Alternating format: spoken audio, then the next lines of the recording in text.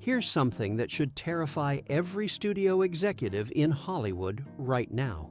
Multiple $100 million movies starring A-list actors just disappeared in 2024, vanishing so completely that most people didn't even realize they'd been released in theaters at all. These weren't films that bombed spectacularly and got roasted on social media, and that's what makes this whole situation so strange. The weird part is that a lot of these movies were actually good, earning positive reviews from critics and finding audiences who genuinely liked them once they eventually showed up on streaming. Nobody showed up to theaters though, and we're now living through this bizarre era where traditional movie star power means almost nothing anymore. Hollywood is bleeding money so quietly that the average person has no idea it's happening, which brings us to some of the biggest box office disasters of recent years that failed so silently you probably forgot they existed. Henry Cavill's 2024 might be the perfect case study for what's going wrong right now, starting with Argylle, which had everything a studio could want on paper. Matthew Vaughn directed it, the guy behind Kingsman, and the cast included not just Henry Cavill, but Bryce Dallas Howard, Sam Rockwell, Bryan Cranston, John Cena, Dua Lipa, and Samuel L. Jackson, which sounds like the kind of ensemble that should print money.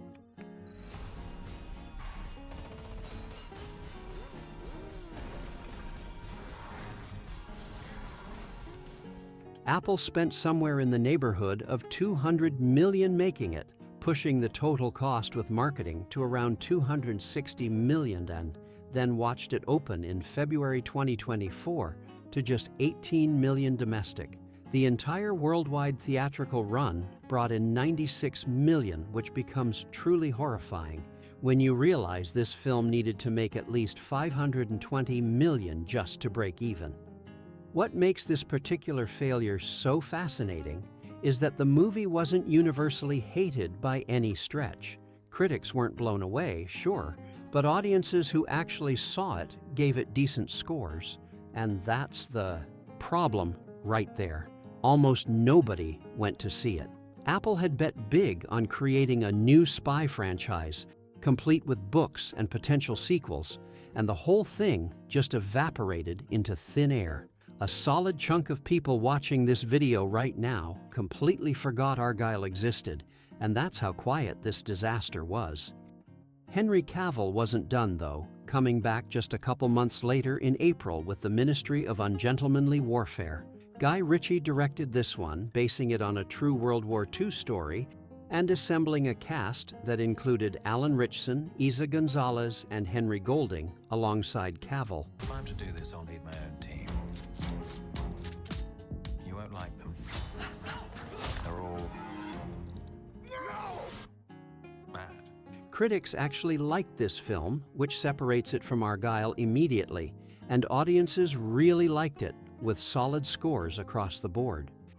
The production cost about $60 million, relatively modest by today's standards, with marketing pushing the total up to around $110 million, and then it made $29.8 million worldwide.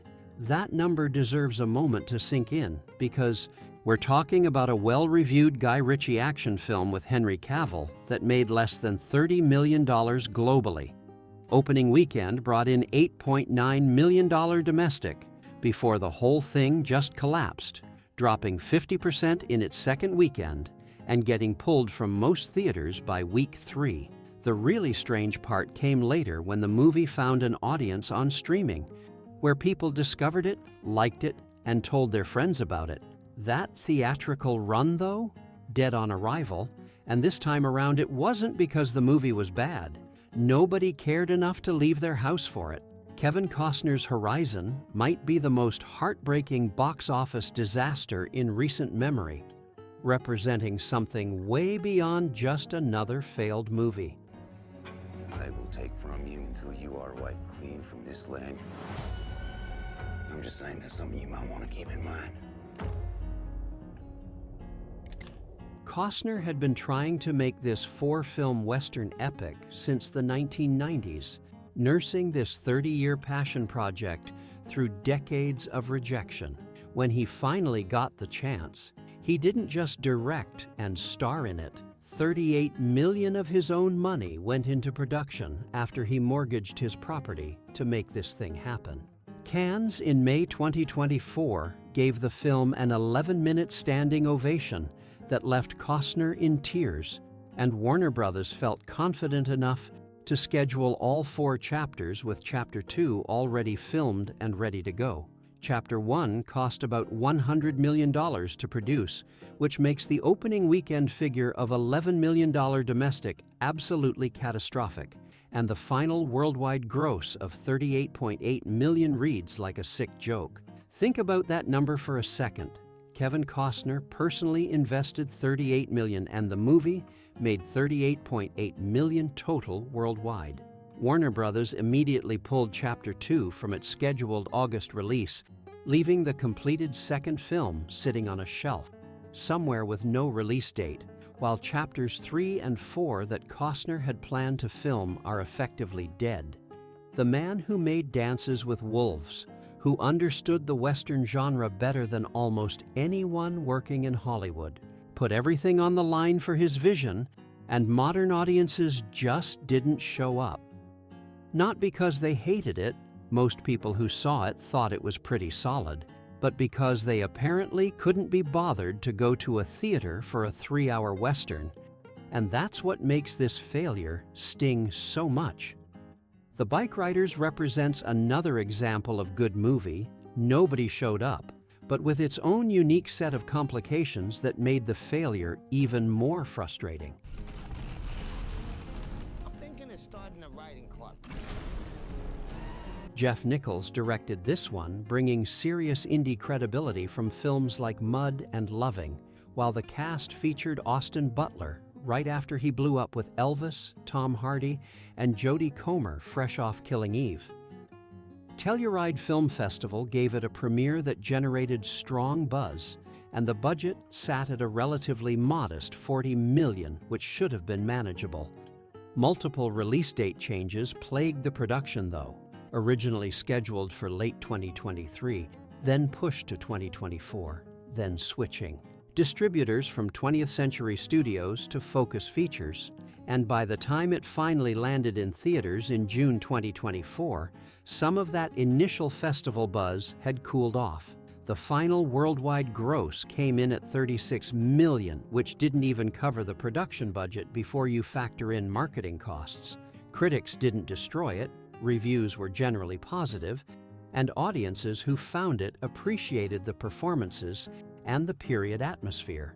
Theatrical audiences just weren't interested, though, and the movie later found a bit of life on streaming, where people presumably thought, "Oh, this actually looks pretty good," while scrolling through their options at home.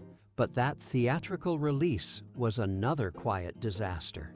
Lisa Frankenstein represents a different kind of failure, the kind where a movie is so quietly ignored that its entire existence barely registers in the cultural conversation.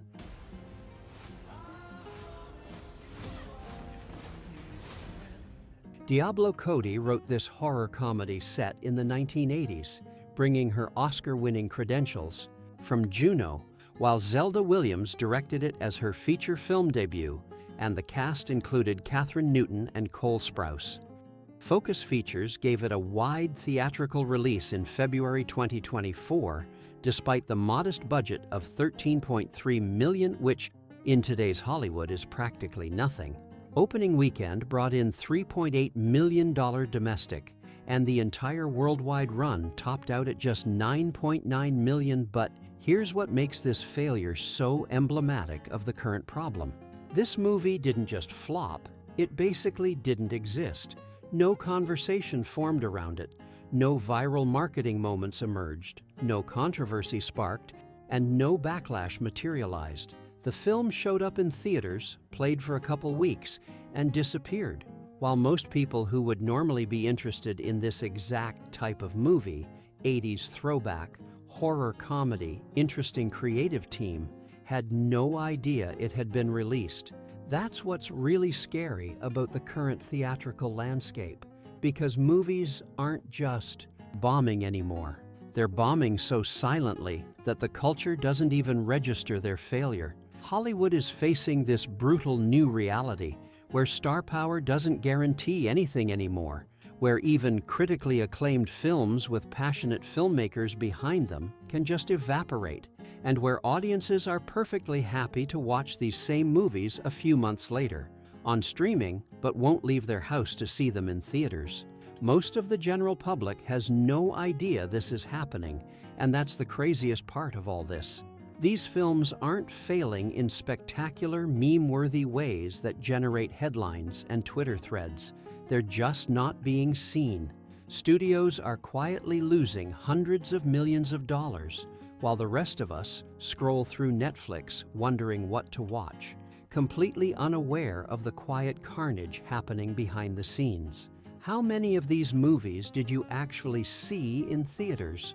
Or did you, like most people, either catch them later on, streaming, or have no idea they existed in the first place?